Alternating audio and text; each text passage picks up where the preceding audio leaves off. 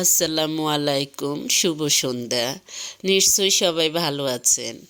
আজকে আমি এমন একটি ভিডিও বানাবো যেটি হলো শুধুমাত্র পুরুষদের জন্য, মহিলারাও শুনতে পারবেন। পুরুষদের জন্য বলতে আজকে আমি আমার খুব কাছের একজন পুরুষের কাছ থেকে জানলাম যে মিথ্যা নাকি পুরুষের অলংকার।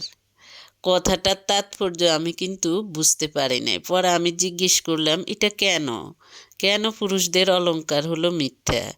পরে আমাকে উনি বুঝালো যে পুরুষ মানুষ দেখা যায় যে স্ত্রীকে যদি ভালোবাসে তখন সমাজ পরিবার সবাই তাকে ভালো চোখে দেখে না। বউ পাগল বলে লজ্জা দেয়, এটা বলে লজ্জা দেয়, ওইটা বলে লজ্জা দেয়। এজন্যই পুরুষ মানুষ বউকে ভালোবাসে এ কথাটাও প্রকাশ করতে পারে না।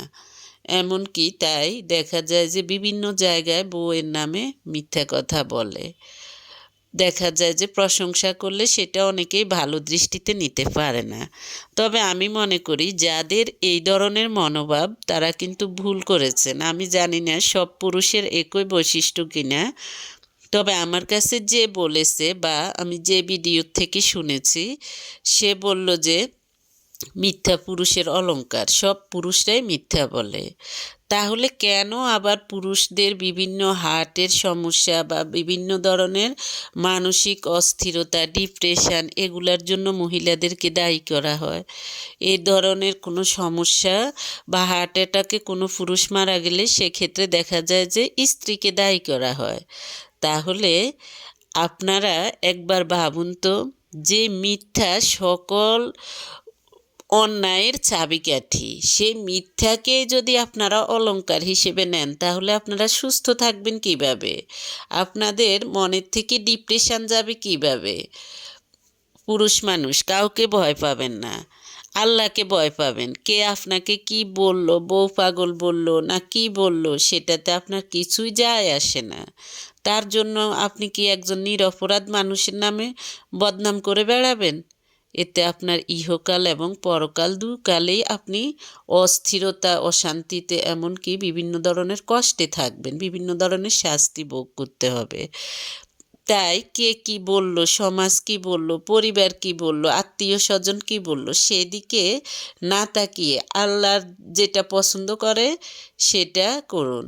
আপনি স্ত্রীও আপনার অর্ধাঙ্গী, মা হলো মা, বোন হলো ভাই, বোন হলো ভাই বোন, আত্মীয় স্বজন আত্মীয় স্বজন, সবার স্নেহ ভালোবাসা আলাদা আলাদা, কেউ কারোর থেকে কম না। তাই পুরুষ মানুষও এই জিনিসগুলা একদম, আমি মনে করি যারা ভাবে যে মিথ্যা বলে স্ত্রীর কাছে একরকম ভালো হতে হয়, ফ্যামিলির কাছে আরেক রকম ভালো হতে হয়, এই ভালো আপনার ভালো না। কারণ যখনই আপনার মিথ্যাটা প্রকাশ হয়ে যাবে তখন আপনি স্ত্রীর কাছেও ভালো থাকবেন না, ফ্যামিলির মানুষের কাছেও ভালো থাকবেন না। অর্থাৎ আপনার প্রতি আস্থা উঠে যাবে। আস্থা উঠে গেলে আপনার প্রতি শ্রদ্ধা থাকবে না, সম্মানবোধ থাকবে না। তাই কে কি বলল আর কে কি মনে করলো সেটা না ভেবে আপনি যদি স্ত্রীর দোষ দেখেন, কারণ দোষ মানুষ করেই, স্ত্রীর ভুল দেখলে স্ত্রীকে বলবেন। যে ভুল করে, যে যাকে অন্যায়ভাবে ফাঁসানোর চেষ্টা করে, অন্যায়ভাবে মিথ্যা কথা বলে হেনস্থা করার চেষ্টা করে, ছোট করার চেষ্টা করে, যার এই অভ্যাস থাকে, বউয়ের থাকলে বউকে আপনি শিখিয়ে দেন, ভুল শুধরিয়ে দেন, মা বোনের থাকলে তাদেরকে শুধরিয়ে দেন, কিন্তু মিথ্যাকে কখনো অলংকার হিসেবে নেবেন না। মিথ্যাকে অলংকার হিসেবে নিলে আপনি জীবনে কখনোই উন্নতি করতে পারবেন না, পারবেন না। যে কোনো ধরনের উন্নতি, আপনার শারীরিক সুস্থতা থাকবে না, মানসিক সুস্থতা থাকবে না, এমনকি আপনার দেখা যায় যে রিজিক কমে যাবে, হায়াত কমে যাবে, আপনি আর্থিক অনটনে থাকবেন। তাই কখনো মিথ্যাকে অলংকার হিসেবে নেবেন না। আপনি আল্লাহকে ভয় পাবেন, আপনি আল্লাহর উপর নির্ভরশীল হবেন, আপনি অন্য মানুষের উপর নির্ভরশীল হবেন না, নিজের হাত পায়ের উপর নির্ভরশীল থাকবেন, আল্লাহর উপর নির্ভরশীল থাকবেন। তাহলেই আপনি